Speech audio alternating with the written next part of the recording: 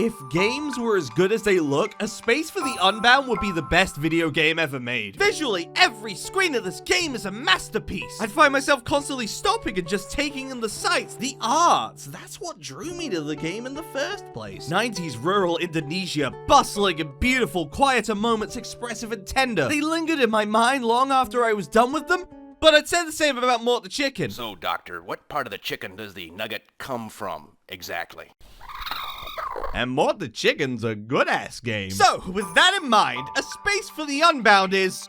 yeah, it's pretty neat. Obviously, presentation is the star of the show. They do one of my favorite things where the UI is directly tied to context for the characters, the big red book being a central object in the narrative. And once you've got it, you flick it open, and that's your menu. Pause screens, inventories, they're just as worth considering as other elements of game design, and something like this, I appreciate it like mad. The space dives, oh, the space dives. You walk up to someone with the book, and they've got a problem, something on their mind, so you jump right in. These sequences are striking, from the entrance to learning about the warped perceptions of whoever's in front of you. There's Caught with the Flamebringer. You go to the kiddie movies where they only play Catman on repeat. I want a bar of chocolate to make a Black Forest Gateau. And the shop is 2 streets away, but I found a kid who likes chocolate a little too much, so I go into his head and I make him hate chocolate forever. That's one of the normal ones. You got this old man who wants to remember his youth, so you turn back the clock and the tree rewinds back to life.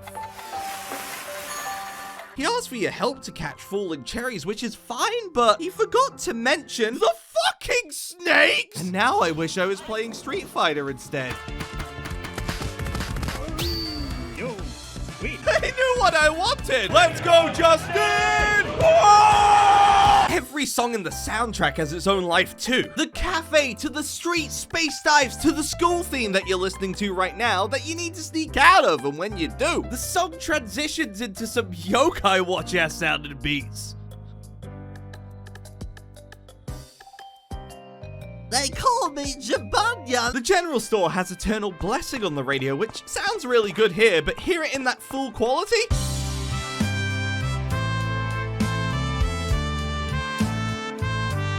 There's some of the good stuff. Then a guy calls you a prick. How are you hiding that? There's an Ace Attorney section, and every game needs a song for that. You need a roof for a cat shelter, and you've seen it earlier in the game at this point. Go back to get it, and these 3 stupid idiots force you to do a quiz to get it, despite the fact it's not there, so that the song hits you with wah wah wah wah wah wah wah wah wah wah wah.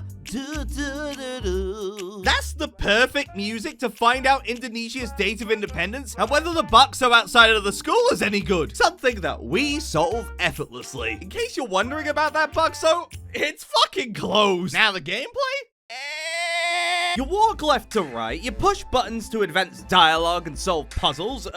Sometimes there's a QTE. You don't come to A Space for the Unbound for the gameplay. You interact with it as much as it needs you to, and while I would have liked to see a little more, especially if you're going to include combat of all things, it works for what it is. The best puzzle in the game has you traversing and finding math problems to open a safe. I imagine some people will get stumped on it, but I had a lot of fun with this one. The worst ones are just the ones where they spell things out for you. Dim sum is the best, as long as it's not too bitter. Too bitter, eh? What ingredients are bitter? Bitter fruit, that's around the moss. Right. There's a bitter melon growing besides the moss. I have my suspicions as to where I need to go. And that happens 3 times for this puzzle. Loca cooking oil, bestest and most purest cooking oil. You can even drink it. How did you? The password.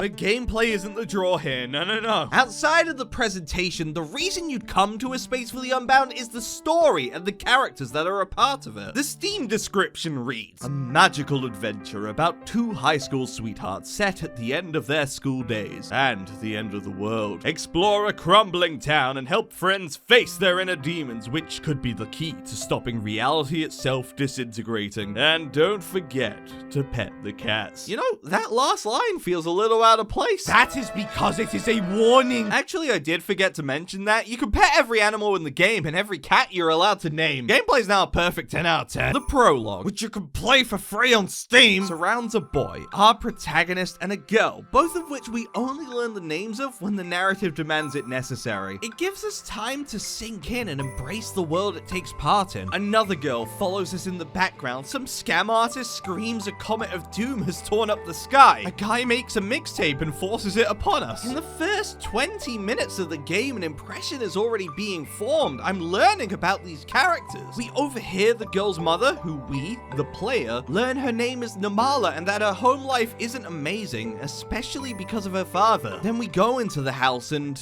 we see it for ourselves. A Space for the Unbound, despite its very light tones, has a dark side to it, and this isn't even the most notable in the prologue. As for the ending to it, Namala is in the water and we try to rescue her. Not only do we not succeed at that, the wood underneath us cracks and we sink. Her last shriek of desperation being the first time we hear our name is Atma.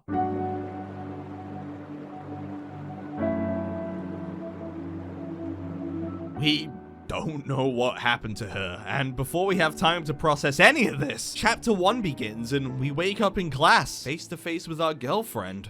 What a wild dream that was, but it was that, a dream. Look, it's Raya, our girlfriend. That's why she was there. And we're gonna make an epic bucket list of things to do, like throw the biggest party or go to the movies together. So we're gonna go watch a movie, but we have to skip class to do it. How do you do this class skipping thing? First, by not announcing it so loudly. Okay, now what? Walk straight out with confidence. You got it! Not like that! Well, you're at the movies, and on the way there, you meet some delightful characters too. The dog owner, his dog's such a little rascal. Duckman outside the front is some scam artist who says the great comet has torn up the sky. What is the difference between dream and reality? What is reality? With how grounded Locust City is, it genuinely manages to unnerve me from just the nature of supernatural elements within it. For every instance of holding hands in the cinema, there's Cat Wonderland, where all the cats talk and one of them is clearly out of place. For every scene with horny roosters, there's a big cat with wings. Lots of cat stuff, really. Makes it all the more emotional when something goes horribly, horribly wrong.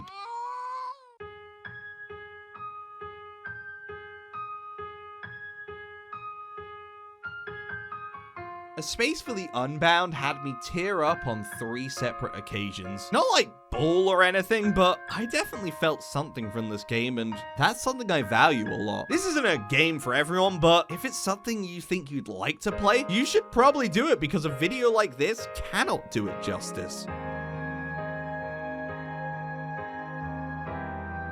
The game is funny, the game is creepy, the game is sweet, the game is sour, but most importantly, the game is passionate, and I don't think I could want more than that. Please save me from my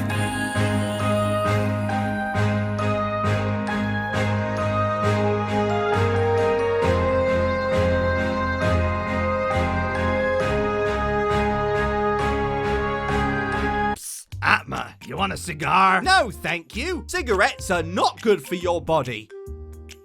I couldn't 100% this game because I didn't pet 2 of the cats.